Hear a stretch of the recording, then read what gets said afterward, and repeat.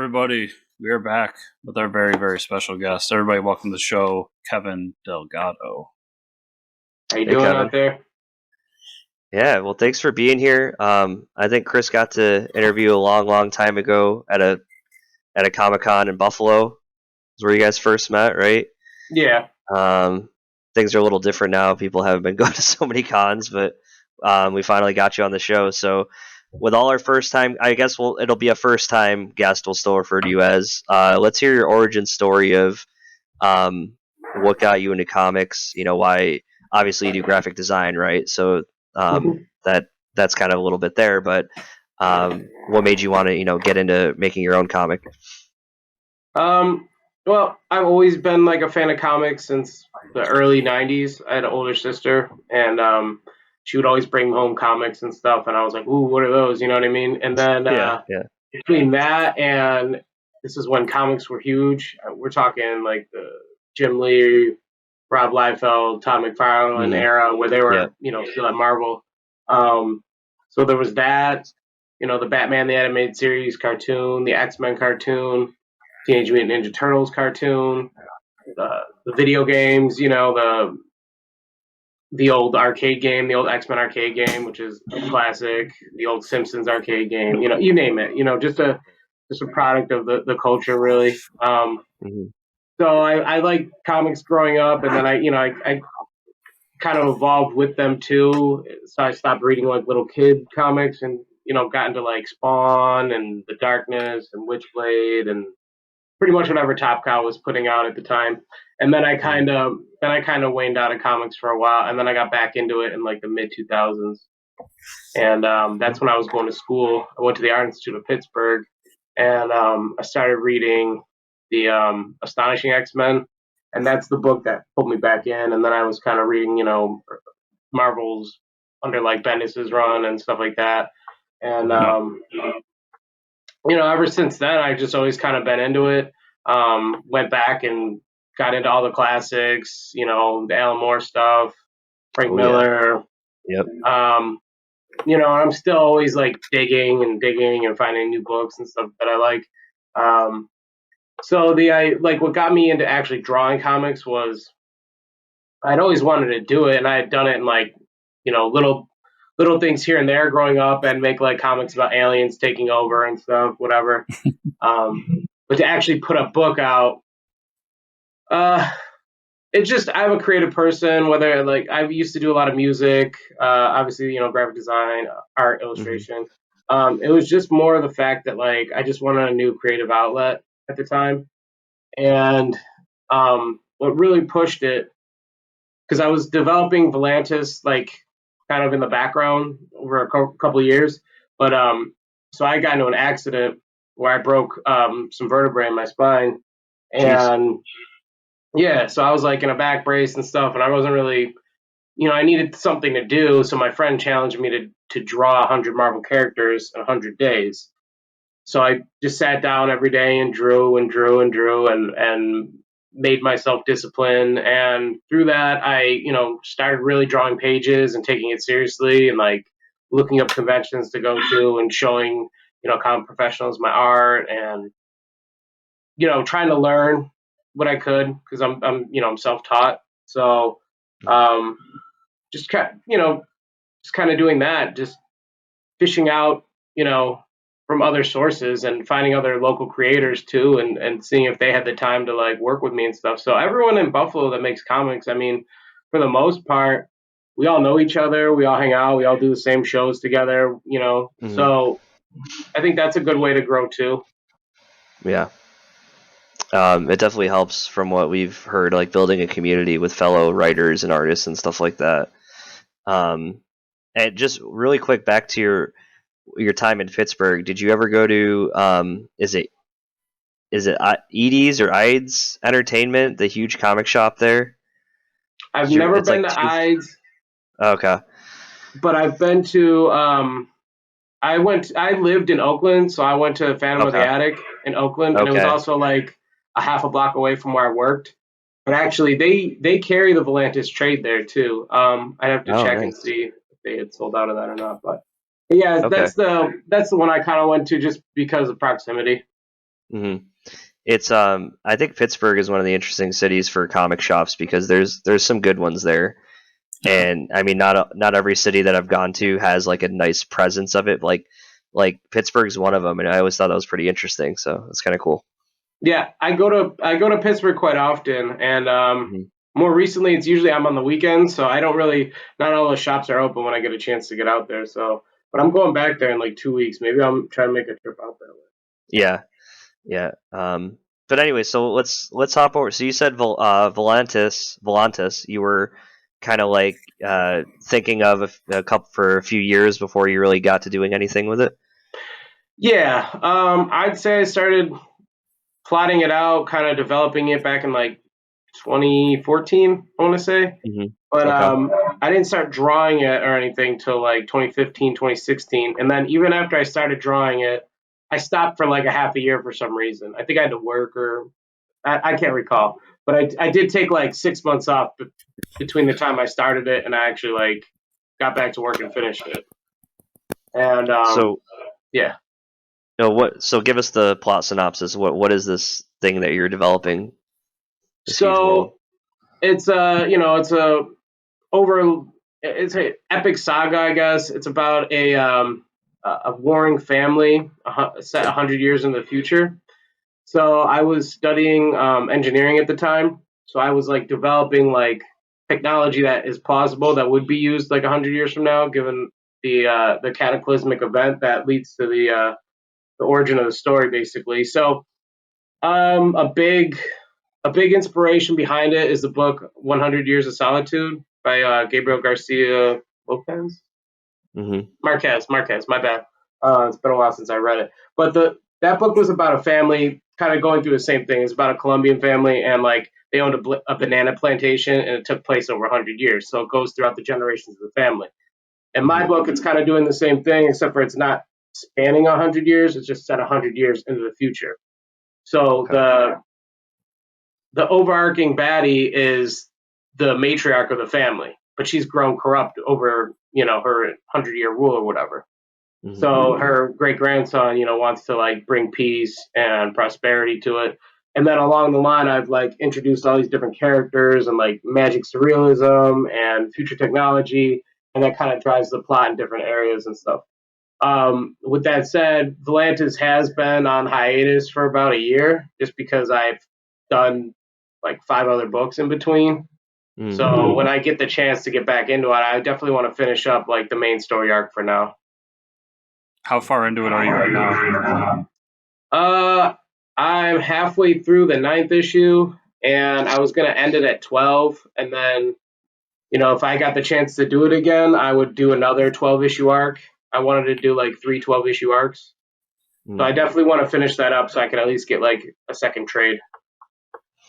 Yeah, and obviously, like stuff that comes along the way that you could get done, with one or two issues, you're probably doing that in between, right? Yeah, I mean, the name of the game is you got to make money too. You know what I mean? Like Right. I gotta keep the roof over the house or whatever. Yeah. So Yeah. if I've gotten a couple jobs where I was doing books for hire, and it is what it is. You know what I mean? hmm Yep. And then let's talk Tough Stuff because that was your latest Kickstarter, right? Yeah. Yeah. So how was that?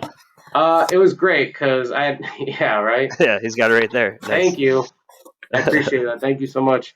Yeah, it was nice to run a Kickstarter that worked, that was successful. Gave me a little credibility, and on top of that, like I wanted to do a lot. So like how he showed you that box I didn't tell anybody. That was like a gift. You know what I mean? That was like a secret I had. So when I do the next one, I hope that people kind of see that like I have this reputation for over delivering, So hopefully the next Kickstarter is as successful, if not more. But yeah, it was just fun.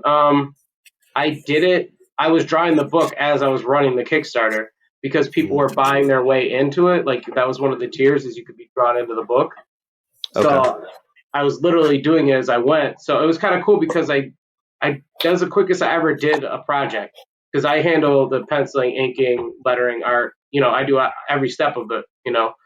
So yeah, I just kind of crushed it. I mean, I did that whole book in like 2.5 months, 3 months, and it's 40 Wow. pages, so it's not like, it wasn't a slouch fest or anything. Like Right. I was just jamming. The reception was great.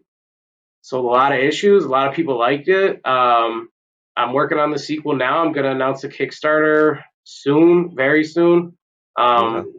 My plan was like as early as next week, but I'm still waiting on a couple more promotional materials to be completed before I can do that. I'm really excited about it. It's a great story. It's super funny. That's that's the one thing I want people to take from it is that it's funny. So when I get good response and feedback, like, "Oh, I can't believe you did this," or I'll watch people read it and I see them like stop and giggle.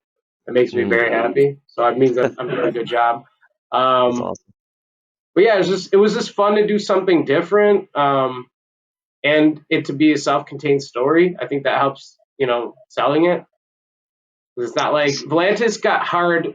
Volantis was kind of difficult because if I'm putting out a new book and you haven't read the first 7 issues, why are you gonna buy issue 8? You know what I mean? Right. Or issue 9 or whatever. So I'm definitely like, don't get me wrong, I don't want to leave that open and not completed. So I'm really trying to get back to it, but right now I'm just kind of spinning a lot of plates. So, once I get some things done and out of the way, maybe I'll get back to it, but yeah. And real quick, I talked about the book after I read it on this show, but what is the elevator pitch for Tuff Stuff? A troubled alley cat has to save spring break in 1993. Nice. There you go. Pretty simple. And what's awesome. the title for issue 2? Tuff Stuff goes to rehab. That's amazing. And that, I mean, it's got to be a breath of fresh air too to do something that's a little more comedic and like lighthearted, I would say, right? Than Volantis.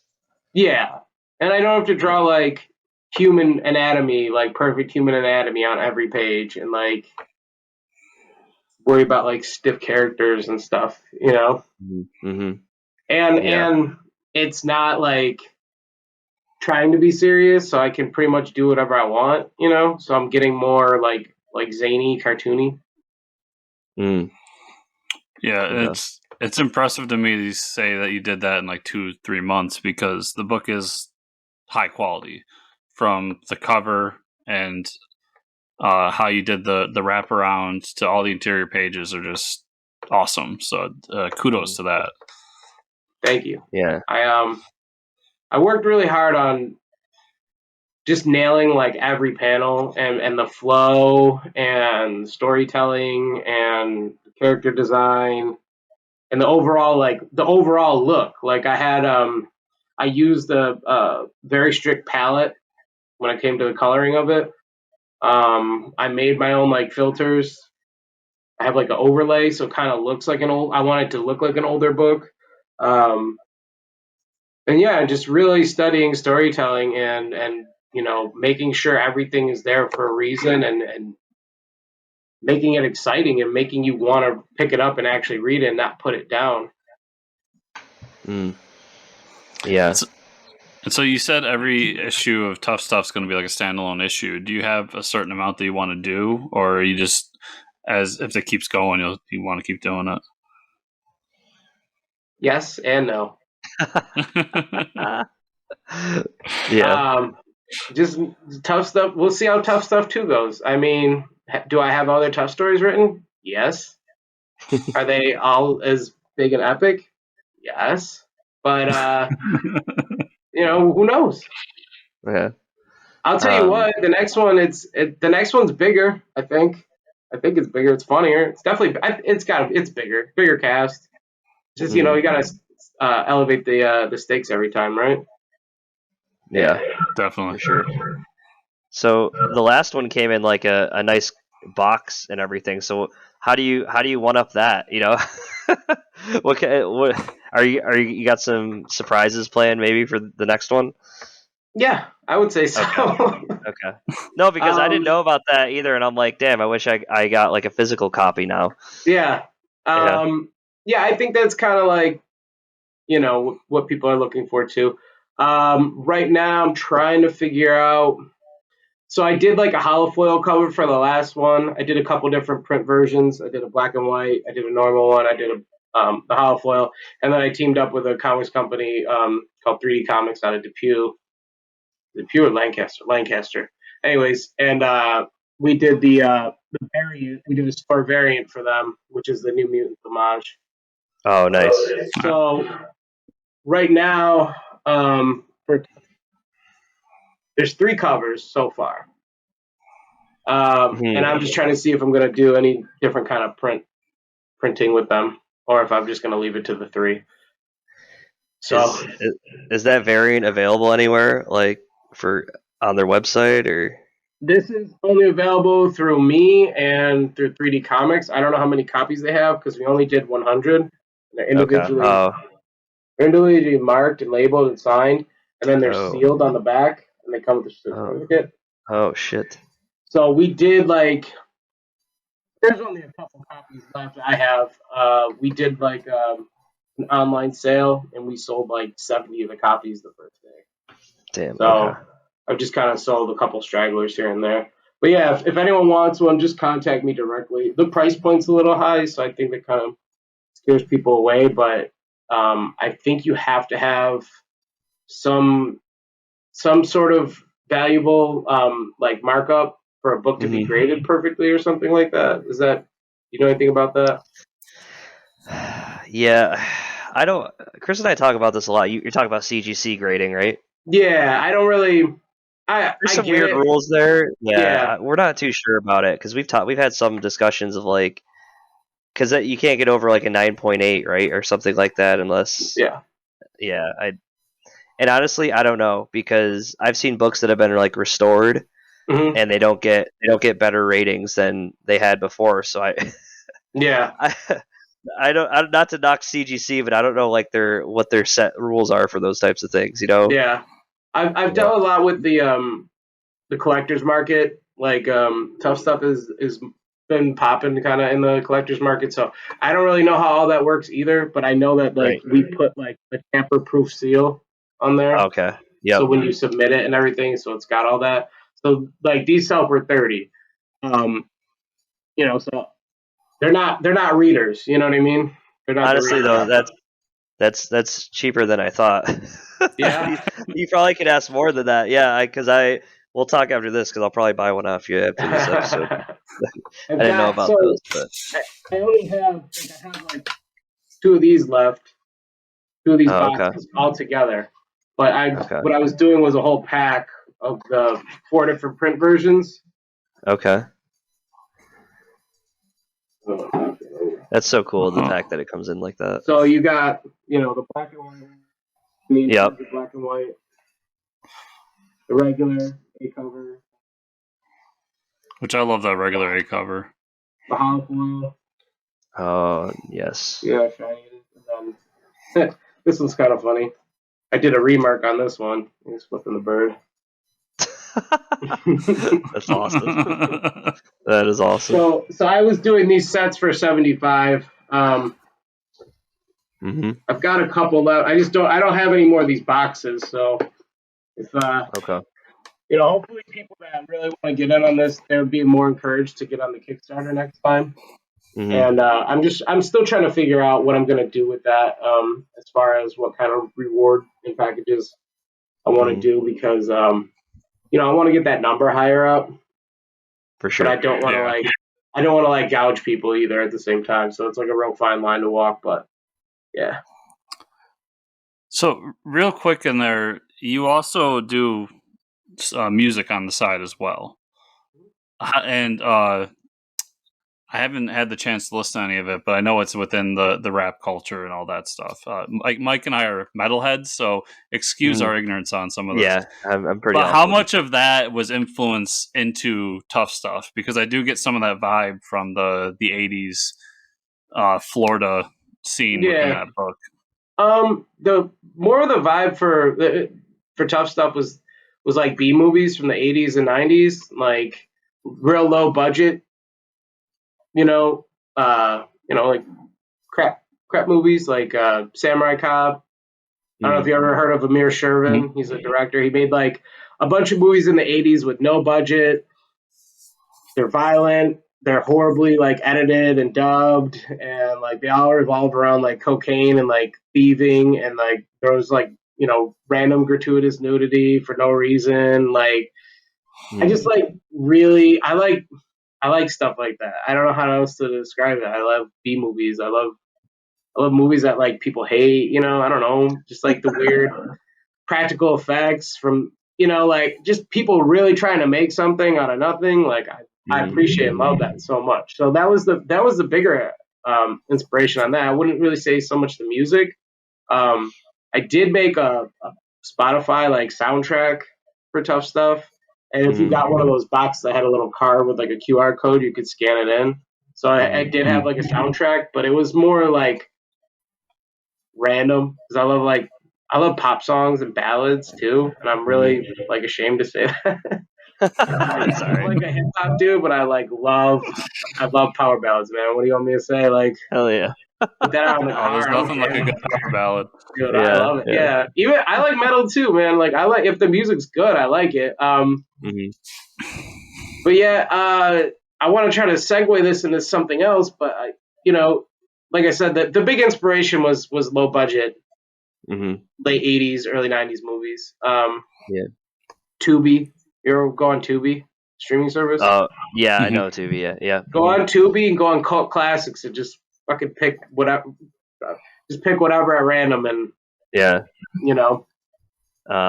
think probably the most B movie I get is like Evil Dead, and that's like pretty popular now. Like. Oh yeah, go. And you can go further than that, like when Bubba Hotep and then all those other ones. Bubba Hotep. Yeah, all those other crazy. I don't like Bubba Hotep. No, you know, I don't know if anybody does, but it exists. It's it does exist. all those Bruce Campbell movies, man. The premise for Bubba Hotep, just telling somebody what that movie's about, is way better than actually watching the movie. Yeah. Because I remember when somebody told me about it, it was my buddy Sean in like high school. And I was like, that sounds like the greatest thing ever made. And then I watched it, I'm like, it's not that good. The conversation Sean and I had was way better. Yeah, it was better than the movie. Bruce Campbell is in a movie called Maniac Cop. Oh, man. Please watch it. Okay, I've never seen that. It's about like a guy, he's like Jason, but he's a cop. And he's Maniac Cop. Oh, my God. Like, he just goes on a killing spree. It's so my God.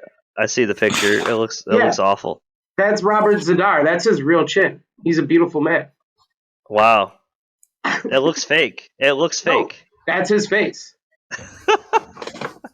That's amazing. I'm gonna have to check this out. He's in a bunch of Amir Shervin movies. He's in Samurai Cop. He's like one of the bad guys in Samurai Cop. Oh my God! Please watch Samurai Cop. Just the first one. I can't believe that's this man's chin is like he literally is the Crimson Chin from was it Fairly Odd Parents? Oh, yeah. Holy shit! Like that man's chin is like a bulldozer. It's called like cherubism or something. It's like that's what he has. He passed away. Okay. I did a lot of research. He was what do you call it? Chippendales dancer. Oh my God, that's amazing. Yeah. And then someone wanted him for a movie. Well, if you ever watch Amir Shervin movies, he's like bare chested, like he's like always sucking his gut in, and like they throw like girls at him and stuff. Oh my God. Wait, this is a trilogy of movies? Which one? Maniac Cop? Maniac Cop. Probably. I know there's two. I never seen the third one. I can only imagine that. Maniac Cop 2, Butcher in Black, or Butcher in Blue, and then Maniac Cop 3, Badge of Silence. Oh my God. You can't. These titles are amazing. Yeah. Oh, here we go. Let's get the Rotten Tomatoes score. Oh. 2. It's probably 100. What do you mean? 50-50. It's weird, Rod. Like those B movies live in like the single digits. on Rotten Tomatoes, but like honestly, I'd rather watch a single digit Rotten Tomatoes movie than like a 20 or 30. Yeah. You know what I mean? Like that's where those Yeah, B like movies they actually live. tried. Like it's competent filmmaking. It's just Right. It's just terrible. garbage. Have you ever seen the movie The Stuff? No. Watch it. What is The Stuff is great. Stuff? It's about man. this meteorite strikes Earth and this like Cool Whip comes out of it. And like this company like decides to like bottle it and like it's yogurt or something, and it becomes like everyone's like favorite thing to eat, but it controls you. It's like, oh my god, it's like an invasion movie. Oh my god. This poster is terrifying. Which like one? Oozing out of it. Yeah, it's like oozing out of his eyes and his mouth. Like, what the hell? Oh my god. Yeah. How have I never heard of this? I don't know, but you should watch it. This stuff is actually pretty good. It's actually a good movie. Like it's competently made. Yeah. I mean, I need a list of movies for Halloween, so like. Oh my god. Here we go. Reanimator? I know Reanimator. Yeah, we know Reanimator. We know that one. I usually like as far as practical effects go, I'll watch like Hellblazer 2. Hellraiser 2 is one of my favorites. Hellraiser 2, yeah. I love The Maze. I love Dr. Chenard. He's got that weird laugh, and he's like, yep. Yeah. Like a dolphin. Yeah. I just want to let you know that for the low price of $19.99, you can buy a pint of the stuff. Oh. It's probably just Fluffernutter, I hope. Yeah, probably. I hope. But just to, not to get too off track here, Tuff Stuff. Is there any issue? So you said just contact people on your website if you want to get a hold of these books. Yeah, that or me on social media or whatever. Okay. Yeah, it's a Kickstarter, so it's not like I have like widespread distribution. It did get picked up for publishing, but like, dude, that deal's like taking forever. I don't even know where I am on that totem pole. Oh, okay. So okay.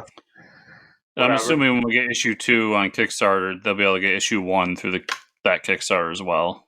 Yep. Yeah. Okay. Yep. All right. Awesome. And if we want to send any of our listeners, viewers, to find you, where can they go? On Facebook, my name is Delgado Kevin. Okay. I got hacked, so like I had to start a new profile. Oh, no. Yeah, I lost my Facebook and Instagram.